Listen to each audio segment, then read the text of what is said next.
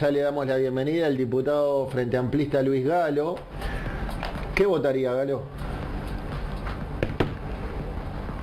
Sindicalista. Sindicalista. Sindicalista. Está bien. Sí. Está bien. Bueno, ¿cómo anda? Bien. ¿Todo bien? Bien. El tema Un gusto estar acá y haber escuchado la primera parte del programa. Realmente lindo clima de trabajo. La verdad, bárbaro. No, la jueves se pica. No ha sido el peor. Bueno, a ver, hace ya más de 2 años que el ex legislador Ope Pasquet no renovó su banca, el ex diputado Colorado. Uno de los proyectos que, creo yo, me hago cargo de lo que digo, con valentía promovió, es el de legalizar la eutanasia y el suicidio asistido. Un proyecto de ley que se fue demorando, se tiró para adelante, hubo mucha discusión, se escucharon a las academias, a las iglesias, credos y demás, y después, claro, llegado la campaña electoral, quedó en la nada. Ahora se busca retomar ese proyecto de ley y hacer algunas modificaciones para que esta vez sí sea aprobado. Voy de lo general a lo particular. ¿Cuál es su punto de vista como político, pero además como médico, respecto a la eutanasia? Un poco haciendo un poco de historia, que siempre es bueno. Esto hace 7 años, no 2. Es cierto, hubo proyectos previos. Esto, el contador Sureda, gerente de la AU. De la asociación, sí. Exacto, Fernando Sureda. Fernando Sureda, a final del año 2018, me llama para, de alguna manera, que lo acompañara en el tema de la eutanasia, tomando en cuenta su estado de salud. Su estado de salud, que él, por el vínculo con la AUF que tenía contacto con los medios y yo no podía salir al aire con él para plantear el tema. Obviamente que le dije que sí, venía recomendado de una ex senadora del Frente Amplio, que fue la que le pasó el teléfono, yo no lo conocí, él lo acompañé en 5 o 6 programas. Después, en el 2019, arranca la campaña electoral, no es un tema de campaña electoral. No. En el 2019 yo no soy reelecto diputado, y sí es reelecto diputado Ope Pasquet. Entonces, el 20 de marzo que... Pasquet retoma el guante. Retoma el guante, no. Sureda también había hablado con Ope Pasquet. Bien. Y plantea el proyecto de eutanasia. El 20 de marzo... Mire qué curioso. Ahora que no renovó la banca es Pasquet, y usted que vuelve a ser elector retoma de nuevo. Pero, desgraciadamente... Ya no contamos con Sureda. No. Desgraciadamente no contamos con Sureda, pero desgraciadamente en el año 2020 se enferma Astori. Al enfermarse Astori, el senador Maía, el diputado Maía, pasa a ser senador, yo paso a ser diputado. Entonces, en abril ya soy diputado nuevamente y nos juntamos con Ope Pasquet. Entonces Ope Pasquet me dice, ¿estás de acuerdo con el proyecto? Le digo, no. ¿Cómo no vas a estar de acuerdo? No estoy de acuerdo con tu proyecto, porque tú centrás la eutanasia en la despenalización del acto médico. Y yo el concepto que tengo de eutanasia, yo lo centro en los derechos que tiene la persona de poder decidir. Pero no hay problema, empezamos a trabajar, el Frente Amplio presentó un proyecto, nos trabajamos 3 o 4 legisladores con técnicos, y ya estaba presentado el proyecto de Ope Pasquet, y perfectamente nos sentamos a conversar con Ope Pasquet, inmediatamente unificamos esos 2 proyectos, y es el proyecto que aprobó la Cámara de Diputados en el periodo pasado, y que lamentablemente el Senado de la República no tuvo oportunidad de discutirlo, porque lo encajonaron en la comisión, y como la comisión era mayoría en ese momento del oficialismo, de la coalición, no pudo ni siquiera ser planteado en el Senado, sabiendo que en el Senado había varios senadores del Partido Colorado y del Partido Nacional que estaban dispuestos a votarlo. Ahora comenzamos exactamente lo mismo, ahora lamentablemente sin Ope Pasquet, que era un diputado muy sagaz y en este tema manejaba mucho. Tengo un matiz respecto a lo que dijo, porque lo entrevisté a Ope en más de una oportunidad, acá en Buscadores, pero también en mi programa Seré Curioso. De hecho, organicé un debate por el tema eutanasia en Seré Curioso, y Ope en más de una oportunidad lo escuché hacer hincapié en el derecho de la persona a decidir. Que usted recién me dijo que era lo que usted Obviamente, pero OPE... obviamente con un aliado como es OPE no voy a discutir, simplemente ustedes que son personas serias agarran el proyecto de OPE, agarran el proyecto del Frente Amplio. Por lo menos en lo discursivo, en las entrevistas, él hacía mucho hincapié en el derecho de cada persona a decidir. Después que nosotros... quizá usted lo convenció, o le hizo ver esa bondad. No, lo que me dijo es mucho más fácil por mi camino. Es mucho más fácil, el camino tuyo es el camino correcto. Vamos a transitarlo juntos. Es eso, digo, estaba de acuerdo. Era un consenso. Un consenso. Y es lo que estamos trabajando hoy, que sorpresivamente, antes que me lo pregunten, se lo voy a decir, sorpresivamente ya estaba pautado el ritmo de trabajo que íbamos a tener, y bueno, y llegó una comunicación del senador Bordaberry, que presentó un proyecto en el Senado que no es de eutanasia, no tiene nada que ver con la eutanasia, para ser recibido en la comisión el martes, cuando el martes ya estaba dispuesto a empezar a votar para que el 16 de julio pudiéramos aprobarlo en sala. Hay actos de deferencia, nosotros entendemos que es importante la opinión del senador Bordaberry en la comisión, y no costaba nada, después de tantos años esperar, escuchar las opiniones del senador Bordaberry y bueno, después seguir el trabajo de la comisión, pero no costaba nada, más que la presidenta de la comisión es Nivia Reich, que es su líder, justamente. Entonces nos parecía que no valía la pena someter a una tensión que no valía la pena. Galo, ¿los senadores van a votar, los del Frente Amplio van a votar el proyecto, o es un tema impersonal de cada uno? Frente Amplio, no, es un tema, hay libertad de acción. Es que es un tema de conciencia, filosófico también. Acá hay libertad de acción, da la coincidencia que yo diría que casi todos los diputados del Frente Amplio... Senadores, estoy diciendo yo. Van a votar, los senadores todos nos han manifestado, a no ser, hay un diputado que está en duda, que es el diputado Lima, que bueno, no sabemos bien si va a votar o no va a entrar a sala, en fin. Ahora, Galo, vayamos al meollo, al contenido. ¿En qué se distinguen este proyecto de ley que ahora se pretende impulsar del de Pasquet? Si vamos a la letra, a negro sobre blanco, el de Pasquet no existe más. No, está bien, pero hablo de aquella redacción y esta redacción, ¿qué se cambió? Hablemos del proyecto que unificamos. El proyecto que unificamos lo que hacía era, bajo determinadas circunstancias, que después las podemos ver, una persona libremente puede decidir cómo termina dignamente su vida. Ese es el concepto fundamental. Y para eso, a mí que soy médico, me costó mucho tomar esta decisión. Después de haber visto muchas cosas, yo era más bien restrictivo, yo quiero restringir lo más que se pueda. Por eso es que la redacción del artículo 2, que es el corazón del proyecto, está limitado, aunque está mal dicho técnicamente, a 3 grandes bloques de enfermedades. Una es a la enfermedad grave, neoplásica, cáncer terminal, con metástasis, enfermedades irreversibles, incurables. Estamos totalmente de acuerdo que la persona ha llegado el momento, que ya está con cuidados paliativos, que tiene un seguimiento muy importante de un equipo interdisciplinario y dice, mira, yo no quiero vivir más en esta situación, tengo derecho a pedir la eutanasia. Ese es un grupo de enfermedades.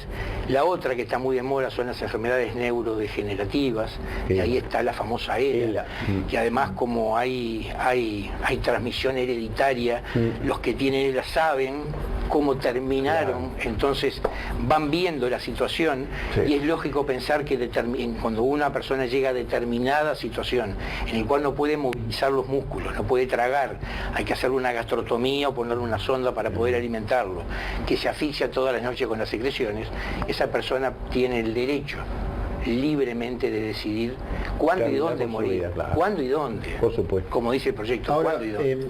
Galo, me voy a poner en abogado. Y el otro, la tercera, que fue lo que más nos costó buscarle una redacción para que entrara, es el cuadripléjico.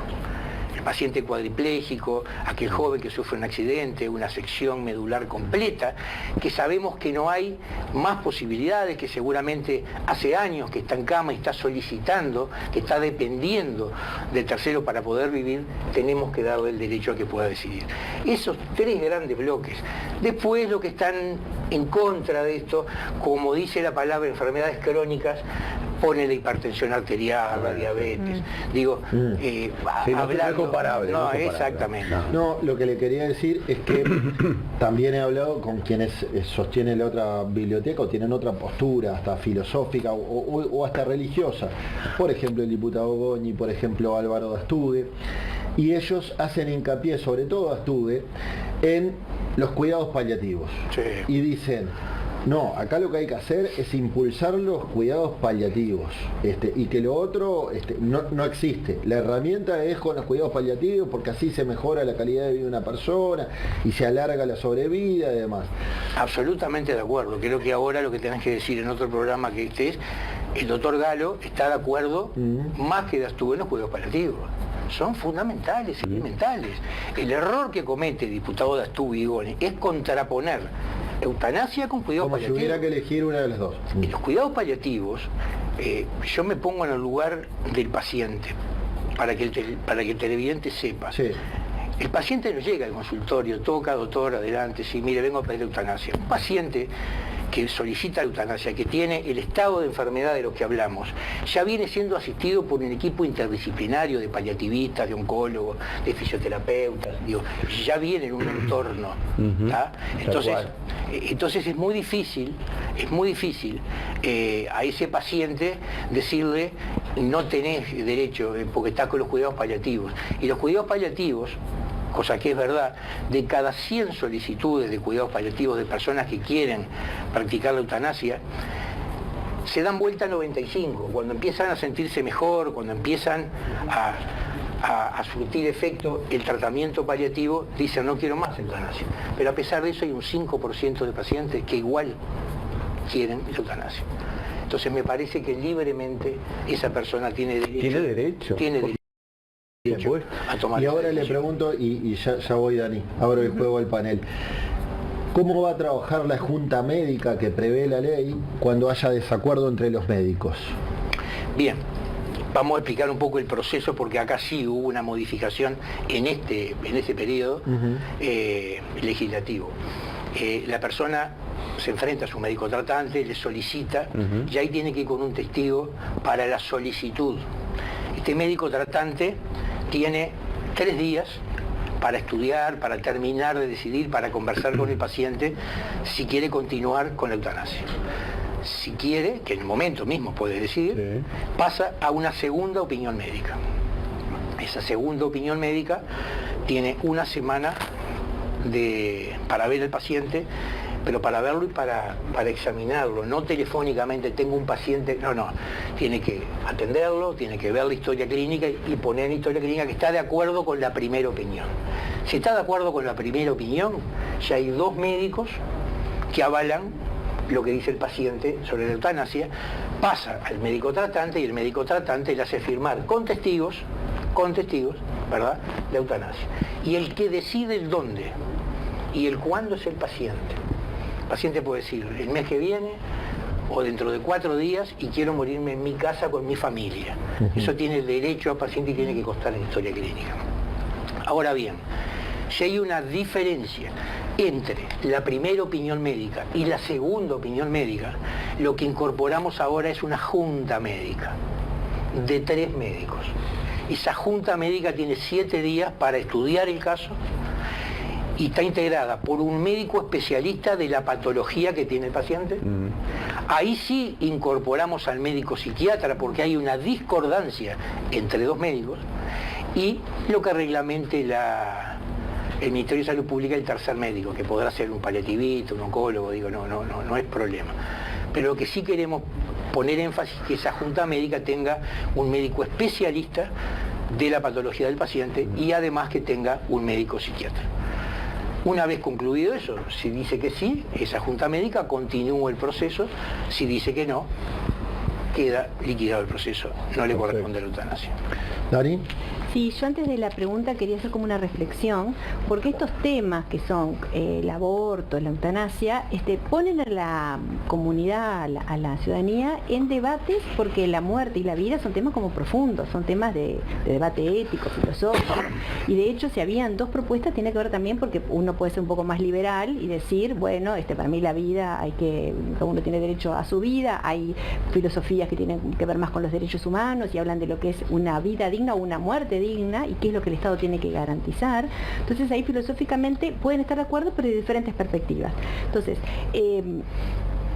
la vida es más o menos valiosa, tenemos derecho a la vida, ¿cuándo se considera vida? Lo mismo pasa con el tema de la ley de aborto, son las mismas preocupaciones que en este caso van apareciendo. Yo estoy a favor de la eutanasia. Uno es derecho a la vida y otro es derecho a morir. Claro, pero son dos cosas distintas, dignamente. Claro, el tema es ¿cuándo es una vida digna? Entonces, ¿por qué si una vida no es digna? ¿Cuándo se considera una vida digna y si una vida no es digna? Lo explicó. ¿Cuándo no? ¿Viste claro. el panorama que dio de las tres enfermedades? ¿A vos te parece terminar tu vida dignamente? Yo estoy de acuerdo con la eutanasia. Lo que estoy diciendo es que hay posiciones filosóficas muy profundas, diferentes en base a esto, que uno lo resume en una cosa así, pero que evidentemente generan debates y generan preocupaciones. Entonces, ¿cómo se capacita a los médicos, en este caso, frente a su juramento hipocrático, para que puedan trabajar en este lugar, más allá de lo que tenga que ver con la penalización, ¿no? Sino mira, trabajar a mí mi padre me enseñó que los médicos tenemos que tener la capacidad de poder curar y además tratar de que las personas transcurran. ¿Era médico tu padre también? Médico, Ah, sí. por eso. Transcurran de la mejor manera los últimos momentos de su vida. Sí. Y en ese sentido es que trabajamos siempre en esto. Es verdad lo que tú decís, los extremos de la vida son siempre polémicos. Desde el nacimiento, desde la concepción del embrión, hay algunos que dicen que la vida empieza en determinado momento, otros dicen en otro, y en la muerte pasa exactamente lo mismo. A mí lo que me gusta de este debate es que tiene que ser un debate con respeto. Claro. No podemos entrar a ningunear, a trabajar sobre cosas que son inadmisibles. Estamos acostumbrados en la comisión cuando recibimos delegaciones que están en contra, por ejemplo, que buscan la perfección de la coma, buscar cosa que no estamos de acuerdo. Acá lo que si estamos de acuerdo en el concepto de que estamos de acuerdo con la eutanasia, busquemos las mejores garantías, primero para el paciente y después para el cuerpo médico, que tiene que tener garantías el cuerpo médico.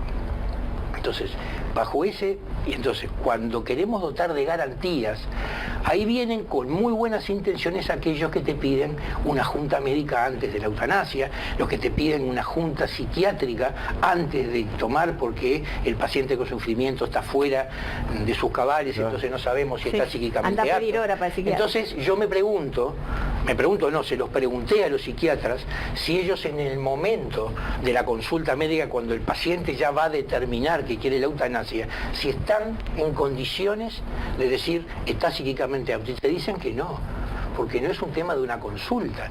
El que dice que está psíquicamente apto es el médico que atienda al paciente, que lo está siguiendo durante un tiempo. Pero el psiquiatra te va a decir que no está apto. Entonces hay que buscar garantías sin generar burocracias. Por ejemplo, nos contaba la ministra de España, en el periodo pasado que hicimos un Zoom, en España se creó esta ley y se creó la comisión de revisión antes de la eutanasia. Bueno, pasaban un par de años para que la persona terminara en eutanasia o se moría antes, porque era imposible conformar a esa junta médica porque uno no estaba de acuerdo, entonces demoraba. Entonces lo que quisimos es dotarla de seguridad con esta junta médica, en el caso de que haya una discrepancia entre dos opiniones, ¿tá? Y de rápida resolución, más de 7 días no puede pasar. Y con respecto al tema de la ética, derogamos el artículo 46 del Código de Ética.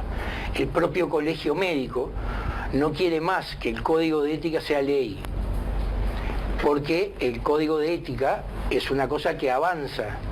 El capítulo 5 del Código de Ética no se podría aplicar porque todo lo genético que ha avanzado el mundo en los últimos 10, 15 años.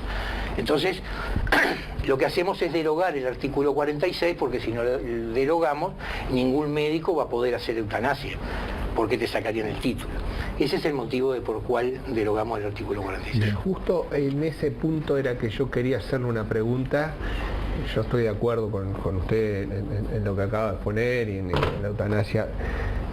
¿Quién va a tomar, o sea, va a ser un médico, pero esa decisión es complicada para algunos médicos probablemente, que sabe que tiene que ir entonces, ¿cómo va a ser un sorteo? No sé cómo puede ser, ¿será su médico? ¿Cómo está pensado esa parte también? Sí. El proyecto de ley da grandes lineamientos que obviamente la reglamentación que hará el Ministerio de Salud Pública determinará con precisión cada uno de los pasos. Pero yo lo que me imagino es un médico tratante que hace 4, 5, 6 años que atiende al paciente, vamos a ponerlo más clásico, un paciente neoplásico con metástasis peritoneales, con metástasis cerebrales, que ya está en una etapa que ya está en cuidados paliativos y que en determinado momento te está pidiendo. Entonces pones rápidamente en marcha lo que dice la ley. Segunda opinión, en ese caso seguramente no va a haber junta médica, vuelve. El paciente dice, yo quiero fallecer en mi casa y pasado mañana. Entonces la institución a la cual es socio, lo que hace es trasladar al equipo médico, va a estar su médico tratante, que es el médico que va a firmar el certificado de función, seguramente habrá un licenciado en enfermería y una enfermera, y ahí se practicará, rodeado de su familia, como quiere el paciente, la eutanasia. Digo, es colocar una vía con determinadas drogas que rápidamente produce un paro cardíaco sin ningún tipo de problema. Pero eso no puede estar en la ley. Eso es producto de la reglamentación, porque además es muy evolutivo. Digo, en los últimos 10 años ha avanzado mucho la medicina, ahora hasta hay máquinas eutanásicas, digamos. Entonces, eso es producto de la reglamentación. Pero yo no le veo mucho problema. Pero además también protegemos al médico, en el sentido de que el médico que no se sienta convencido de esto tiene la libertad de decir la objeción de conciencia. Yo no lo hago, lo mismo que el personal de enfermería. Absolutamente. Eso es importante. Y habrá que buscar otro médico que lo haga. Tomás. Desde el punto de vista legislativo, ¿en qué estamos ahora? Bien. Esta avenida de Bordaberry trastocó un poco los pasos, pero digo, no hay mayor problema. El martes vamos a escuchar las opiniones del senador Bordaberry. El miércoles 16 vamos a votar artículo por artículo. Si logramos la votación de los artículos de todo el proyecto de ley, ya quedó aprobado en la comisión, y la primera sesión de agosto, que es el 5, se estaría tratando. Ya quedó previsto que si el 16 llegamos hasta la mitad del articulado, hay una sesión extraordinaria para terminar de la Comisión de Salud para terminarlo, pero sí o sí, ya hay compromiso de todos los partidos políticos de votarlo. ¿Saben, como novedad, quién puso la fecha? El diputado Goñi. Vino a hablar conmigo, me dijo que él iba a estar en el momento que se pensaba tratar el tema, si podía pasarlo para el 16, que él sí iba a estar, está de viaje ahora y llega mañana, y le dije que me parecía excelente, que no podríamos, aunque discrepemos en este tema radicalmente, dejar fuera su opinión, porque es una opinión que trabajó en contra de eutanasia durante 7 años. No nos parecía bueno que no estuviera. Por eso es el 16 que íbamos a tratar, ahora va a ser el 5 de agosto. ¿Y después va al Senado? Después va al Senado. Acá tenemos una ventaja con respecto al periodo anterior. El Senado, la Comisión de Salud del Senado, la mayoría la tiene el Frente Amplio. Y esa mayoría del Frente Amplio está de acuerdo con la eutanasia. Y estamos trabajando en forma conjunta con algunos senadores, cosa de que este proyecto que va no vuelve para atrás, se aprueba ya.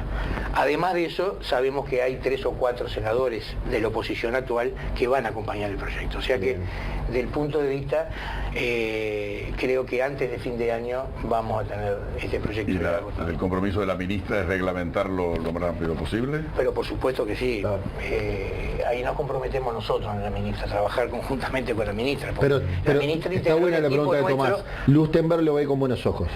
Lustenberg fue integrante del equipo que yo le dije que trabajamos. Bueno, fue Lustenberg, la diputada Echeverry, la diputada Ana Olivera y quien habla, quien redactamos el proyecto de ley. O sea que más que comprometida está. Bien, sabe que igual se le viene una vez que se apruebe y los días previos cuando se esté votando, un lobby en contra importante, ¿no? Sí, estamos habituados hace Son 6 conscientes. años, 6 años Desde Santo Tomás de Aquino en adelante. que venimos, es más, fuimos excomulgados. Claro. Los diputados que votamos a favor de la eutanasia fuimos excomulgados por Esturra en el periodo pasado. No sabía. De todas maneras, le digo a la audiencia que soy católico, no soy de la iglesia, pero soy creyente, y eso no tiene nada que ver con la religión.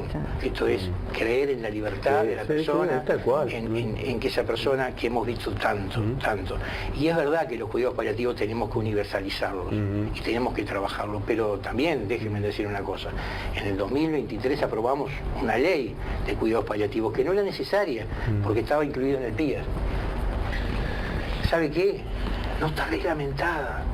Estuvimos con la directora, que es paliativista, fue la directora de cuidados paliativos del periodo anterior, que ustedes dicen que no hay que, pero a veces hay que demostrar, vine a defender la eutanasia y el cuidado paliativo, y la pregunta que a uno le surge hacer, tuviste 3 años, ¿lo reglamentaste? Me dijo, no. Entonces también el compromiso es, hay que reglamentar la eutanasia, pero también tenemos que reglamentar y darle recursos a los cuidados paliativos. Bien. Sí. Bueno, completito. Diputado Galo, gracias por esta charla en Buscadores. No, estamos a las órdenes. A las órdenes. Bueno, ¿con qué vamos, Bambi? Bueno, no me quedo atrapado. Hablando del diputado Gallo. Pará, ya sé con qué ir. Pará. A veces no entiendo el tema de mezclar. Yo soy cristiano también y yo estoy a favor del proyecto, porque he tenido gente muy querida y no me gustó cómo terminaron sus días. Y no me parece humano terminar. Yo lo digo todos los días. Cuéntelo sentado. Yo soy cirujano infantil. Opero niños. Entre los niños opero recién nacidos con malformaciones congénitas. Hay una enfermedad llamada enterocolitis necrotizante, que son chiquitos, un bebito que pesa 600, 700 gramos, que nacen con todo el intestino necrosado. Entonces el cirujano lo opera y lo cierra, porque no hay nada para hacer. Va a esperar los 2 o 3 días que demore la muerte. Ese niño se le da suero, está intubado, y yo como cirujano lo paso a cuidados paliativos neonatal, para que lo duerman.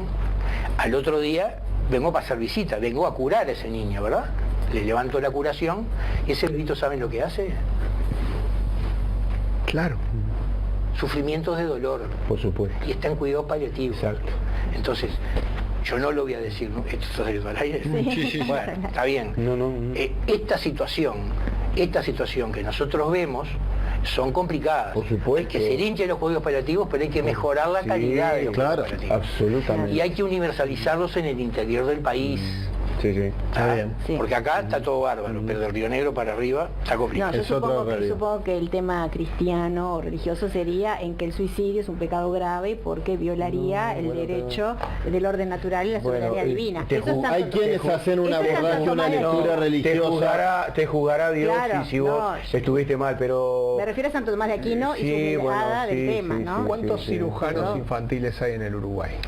Exactamente no te voy a decir, pero Más o entre menos. 25 y 28. No más. 30, por reventando. 70%, No son muchos, ¿no? 70% Montevideo, Canelones, Ajá. y el resto distribuidos. Muy bien, gracias, Galo.